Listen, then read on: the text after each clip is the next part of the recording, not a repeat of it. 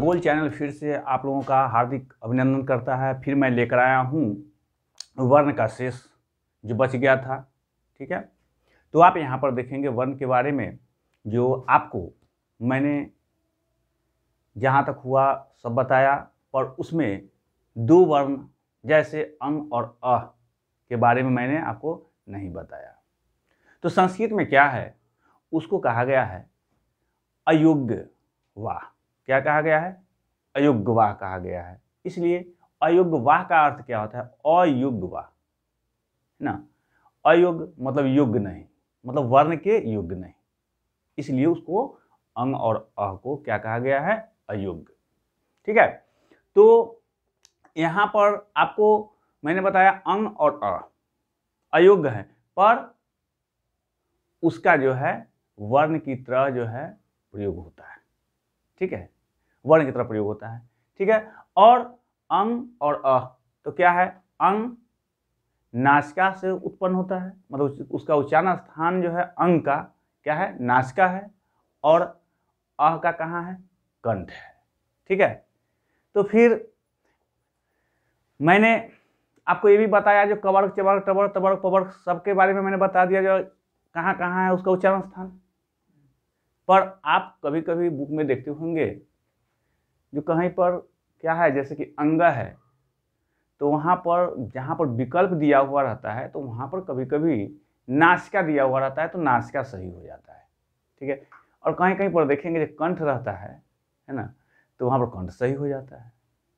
ठीक है, बाकी आप याद रखेंगे जो भी व्यंजन वर्णों को वर्ग में रखा गया, 5 वर्गों में रखा गया, उसका जो अंतिम वर्ण होता है, जैसे अंग, य, न, न, म, ठीक है, मतलब लास्ट क्या है अक्षर जो है क्या होता है? वो नासिका से ही उत्पन्न होता है।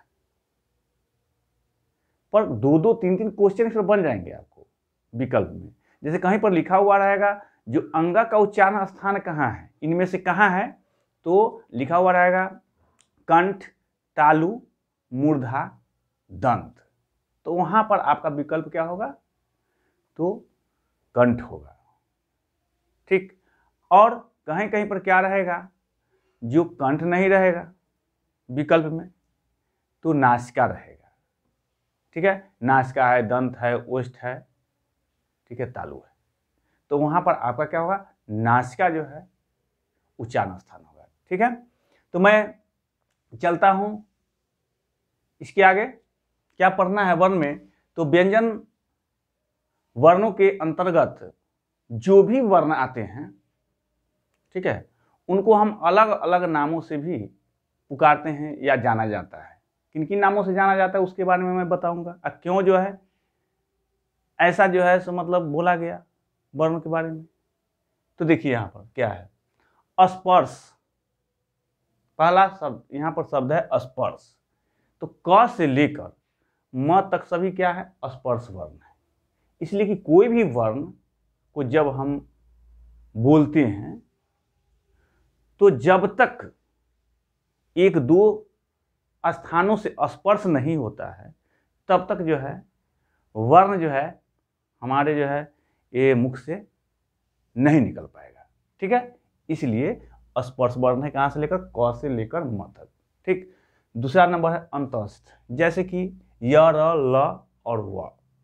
अंतस्थ, इसका स्थान जो है अंतस्थ मतलब अंदर है। ठीक है, और ऐसे भी ये क्या है? अर्ध स्वर में आते हैं।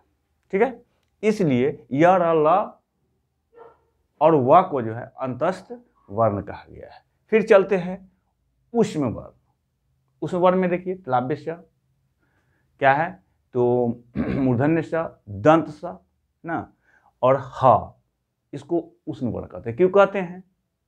तो देखिए इन वर्णों को बोलने में, तालव्य स, मूर्धन्य स, दंत स, ह को बोलने में हमारे मुंह से क्या है? गर्मी जैसे उत्पन्न होती है, मतलब ऊष्मा निकलती है, इसलिए इनको ऊष्म वर्ण भी कहते हैं। ठीक है, अब फिर चलते हैं घोष। घोष क्या है ना, इसमें फिर दे दिया गया है घोष, अघोष, अल्प प्राण, महाप्राण। तो देखिए घोष क्या है, तो घोष वर्ण में क्या होता है? तो इसमें घोष वर्ण हम उस वर्ण को कहते हैं जो जिस वर्ण को बोलने में नाद का योग हो। नाद मतलब क्या है? साउंड का योग हो, मतलब जोड़ हो।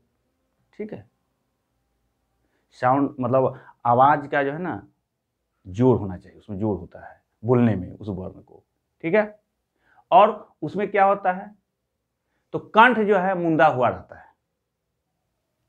कंठ क्या है? मुंदा हुआ रहता है। तो वैसे वर्ण को कहने का मतलब जिस वर्ण को बोलने में नाद का योग हो और कंठ मुंदा हुआ हो, है ना, वैसे वर्ण को हम क्या कहते हैं? घोष वर्ण कहते हैं। जैसे देखिए ग, कंठ क्या मुंदा हुआ है? कंठ देखिएगा बोलकर तो क्या मिलेगा? कंठ मुंदा हुआ है, ग ग। ठीक है, घ अंग। तो कहने का मतलब है वर्ग का क्या है? तो एक कैमा है क ख ग, मतलब तीसरा, चौथा और पांचवा वर्ण जो होता है क्या होता है? घोष वर्ण होता है। जान गए, समझ गए? फिर चलते हैं अघोष वर्ण क्या है। तो वह वर्ण जिसको बोलने में क्या है? तो सांस क्या है? सांस का योग हो, मतलब श्वास का योग हो। ठीक है, श्वास का योग हो, है ना। इसमें क्या होता है? तो कंठ जो है सो खुला हुआ रहता है। ठीक, कहने का मतलब वह वर्ण जिसको बोलने में सांस का योग हो और कंठ खुला हुआ रहे। जैसे कि आप पढ़िए यहाँ पर क क ख ग घ बोलते हैं, तो इसमें देखिए क ख जो बोलते हैं, क ख, तो इसमें कंठ खुला हुआ है। तो फिर अब ग घ बोलते हैं तो उसमें क्या होता है? कंठ मुंदा होता है। क ख बोलते हैं तो क्या है? कंठ खुला हुआ रहता है। और फिर क्या है? च छ, इसमें कंठ खुला हुआ है। मतलब इस सब वर्ण को बोलने में जैसे क ख च छ ट ठ त थ प फ और श मूर्धन स दंत स, ये सब क्या है? अघोष वर्ण है। ठीक है, फिर चलते हैं अल्प प्राण। अल्प प्राण का अर्थ होता है जो जिस वर्ण को बोलने में, ठीक है, जिस वर्ण को बोलने में कम समय लगे, क्या है, या कम सांस की जरूरत पड़े ना, उसको कहते हैं अल्प प्राण। जैसे देखिए क ग अंग च ज य ट ड न त द न प ब म और क्या है? य र ल व। ये क्या है? अल्प प्राण है। इसको बोलने में क्या होता है? तो कम समय भी लगता है, कम सांस भी लगता है।